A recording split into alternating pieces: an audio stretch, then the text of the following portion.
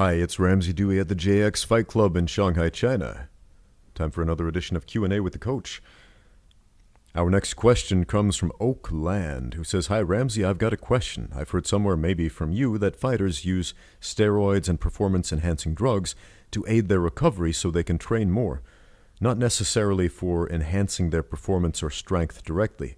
I think it's okay for that purpose and shouldn't be banned because, as my logic goes, it's similar to using a cryogenic machine to aid in recovery. What do you think? Okay.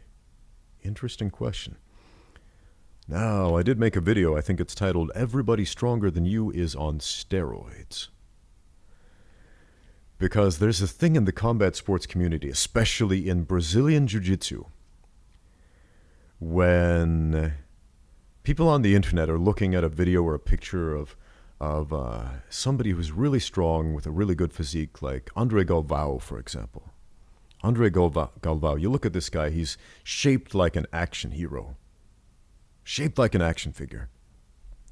He's got muscle striations, he's big, he's ripped, and he's a really strong, athletic guy. And I remember looking at this thread on Facebook or something about that. People are talking about Andre Galvao. There's a picture of him pulling off his gi top, and he's just shredded. And everyone's like, yeah, I could win gold medals if I was on steroids too.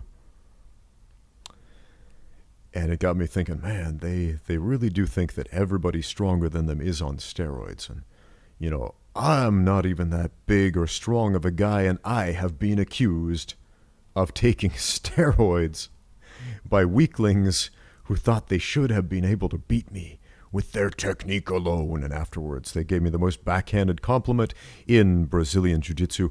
Oh, you're so strong. The implication there, you didn't beat me because you're better. You beat me because you're genetically gifted, or because you're cheating because you're taking performance-enhancing drugs or whatever. I've never taken a performance-enhancing drug in my life, and I'm not going to start now.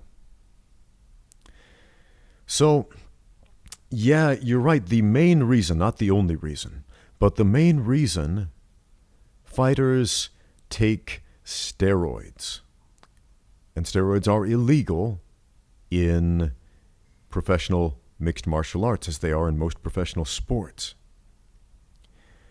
But the main reason they take them is to aid in recovery time. So yes, they can train more. Because fighting is this sport that wears you down in all kinds of ways. All the training, those 2-a-day strength and conditioning sessions, plus the technique and sparring sessions every day, day in and day out, that adds up. That's a lot of wear and tear on the body. Now, I do this even though I'm retired. I do 2-a-day training, strength and conditioning for me specifically, technique and sparring for me specifically, on top of the classes that I teach, on top of the private lessons that I give, on top of the extra sparring that I do with people who hire me out as a sparring partner. And I totally get it. I understand if I could recover faster in half the time, that would be a huge advantage. And so, yes, that is the main reason, not the only reason. When I released that video, a bunch of people who I'm pretty sure are on steroids told me, no, that's not all steroids do. Steroids also do this and this and this and this and this. And yeah, I know, I've researched this stuff. But the main reason fighters take these performance-enhancing drugs is recovery. Yes, it makes them stronger. Yes, it gives them potential for all these athletic bonuses. But the main bonus is more training time with less injury. So should it be allowed? Because there are a bunch of things you can do to enhance your performance, to recover faster. For example, a good sleep schedule. Nothing will aid in your recovery more or better than a good, solid sleep schedule. Even if you're on steroids, if you're not sleeping the way you should, it's not going to make a difference. So, sleep, a nap. There's a performance enhancer for you. totally legal. Why? Probably because everybody has the same access to it. Why? Because that's a normal human behavior. So you mentioned those like cryotherapy chambers where they kind of like freeze. It's like stepping in a freezer basically, and it like a blast freezer, and it makes you very cold. It's like applying ice to an injury. You know the RICE formula: rest, ice, compression, elevation, to help an injury heal faster. If you sprain your ankle, you wrap it up, you put ice on it, you elevate it under a couple of pillows while you sleep, and you rest. You don't go jogging after spraining your ankle, for example, and you recover faster. So if you put ice on something, it reduces the swelling. If you reduce the swelling, you increase the recovery time. Compression: if you wear a compression bandage over an injury, or you wear compression garments like compression shorts or compression tights or a compression top or something like that, and you got sore muscles, it's going to help those muscles become less sore more quickly. So these are all performance-enhancing things you can do. But drugs, well, the powers that be have decided, no, this we will not allow. So it's against the rule. So it's cheating. And even though there are a number of rules in the sport of mixed martial arts that I don't like the 12-6 elbow rule, for example, I think that's a stupid rule. And I would love to see rules on wrapping the hands and the gloves. I'd like to see those changed too. But because they are the rules, well, I believe we need to follow them. So if I sign up for a boxing match, for example, I am not going to kick my opponent in the head, even though I'm physically able to do it, because that's against the rules of a boxing match. And as a professional, I have personal integrity. My word is my bond. So if I step into a boxing match, I agree, punches with the front of the fist above the waist, and that's it. And if I sign up for an MMA fight and the rules say don't take steroids, I'm not going to do it. But again, I understand why fighters do. So should it be allowed under the premise of recovery? Now, there was a time where the UFC would allow testosterone replacement therapy, TRT. And the most notable case was Vitor Belfort, when he came back pushing 40, more ripped and stacked than he'd ever been in his life. And we all looked at him like, that's not a 40-year-old man. TRT Belfort, man, that dude was a scary-looking guy. And he looked notably different when the UFC cracked down on TRT and said, no, we're not going to allow that anymore. Now, there was a case, Anderson Silva, when he broke his leg fighting Chris Weidman. When he finally returned to the cage, and I believe he fought Nate Diaz. Was it Nick Diaz? I always get the Diaz brothers confused, man. Their names both start with N's. Anyway, he fought one of the Diaz brothers. And afterward, he got busted for steroid use, trace amounts of performance-enhancing drugs. And he claimed some story about, what was it? Erectile dysfunction medication. And I'm thinking what it probably was, and what really would have made a better story anyway, I imagine he probably took something to heal faster. Because if you got a broken leg, steroids actually will allow that to heal faster. When heart transplant patients have a heart transplant, they have their chest cut open, they have all of these very delicate soft tissues cut apart and then stitched back together in extremely, extremely delicate ways.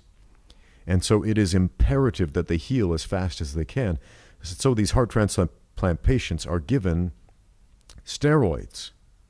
As a result, their new heart tends to grow larger, which is a big downside of the steroids, but they're given the steroids so that they will heal faster from the surgery to increase their chances of survival.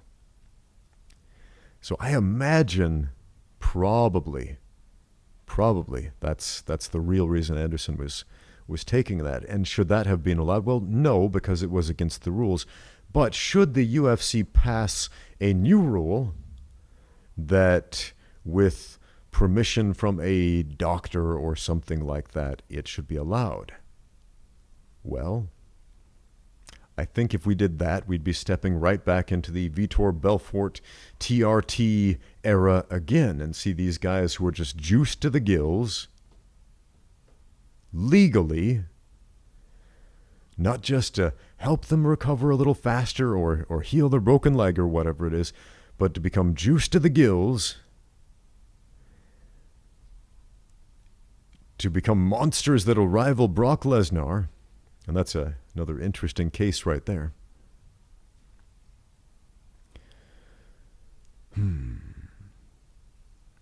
But yeah, if they allowed it, man, people would exploit that loophole. They would exploit that exception, because that's what fighters do. We exploit loopholes.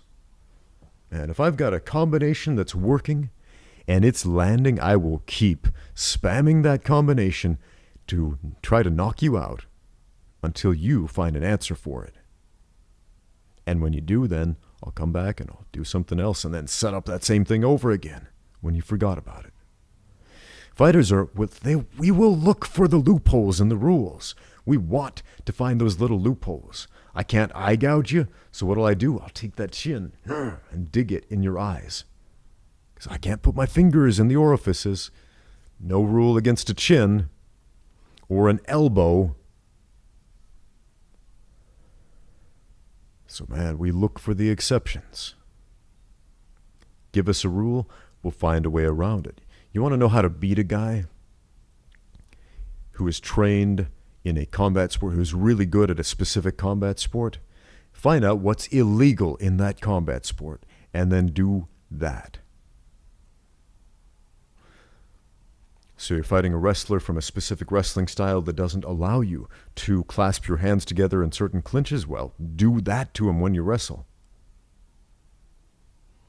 Fighting a taekwondo guy who is at the Olympic level but has never trained or has very little training actually punching people in the face.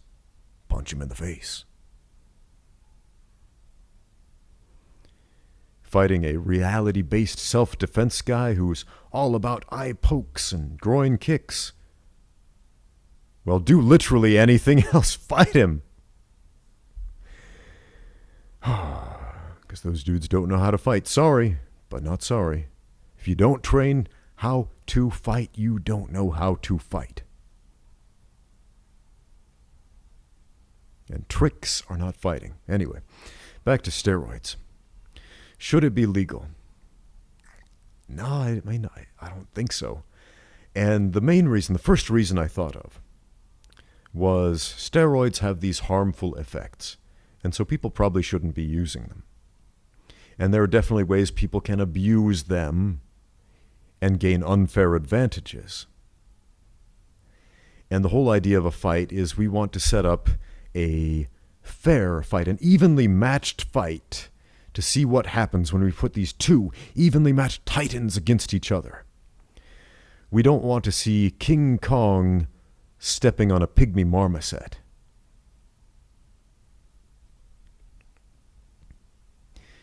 So for that reason, I would say, no, let's not legalize steroids. At the same time, the argument has been made many times that perhaps the UFC should have two divisions, the regular division and then the take anything you want division.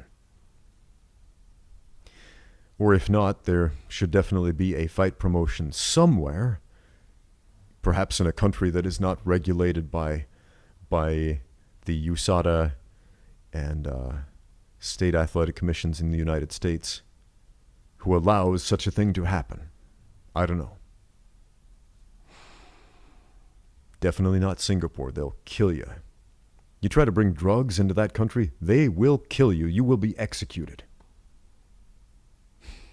Fighting in Singapore was so fun, man. Don't do drugs, kids. Thanks for watching. Now get out there and train.